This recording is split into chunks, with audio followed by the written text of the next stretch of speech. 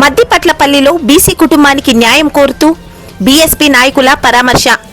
చిత్తూరు జిల్లా పూతలపట్టు నియోజకవర్గం ఐరాల మండలం మద్దిపట్లపల్లి గ్రామంలో బీసీ కుటుంబానికి ఎదురైన సమస్యలు వెలుగులోనికి వచ్చాయి. గ్రామానికి చెందిన పూర్ణచంద్రరావు తన ఇంటికి మరియు వ్యవసాయ పొలానికి వెళ్లే దారులను మూసివేయడంతో తీవ్ర ఇబ్బందులు ఎదుర్కొంటున్నట్లు తెలియజేశారు. బాధిత కుటుంబం తెలిపిన వివరాల ప్రకారం ఇంటి వెనుక ఉన్న దారిలో సీసీ రోడ్డు నిర్మాణం చేసి ప్రహారీ గోడలు ఏర్పాటు చేయడంతో వెళ్లేందుకు అవకాశం లేకుండా పోయిందని వాపోయారు.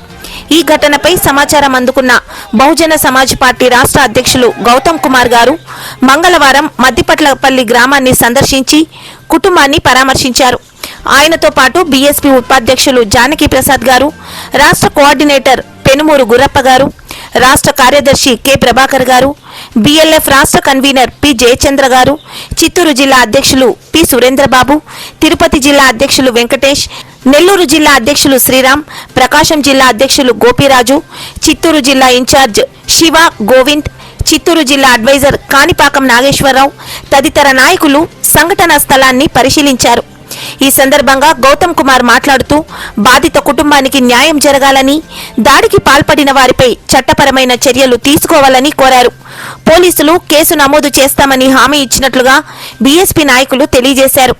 బీసీ కుటుంబాలకు రక్షణ కల్పించేలా ప్రభుత్వ యంత్రాంగం తక్షణ చర్యలు తీసుకోవాలని ఆయన డిమాండ్ చేశారు.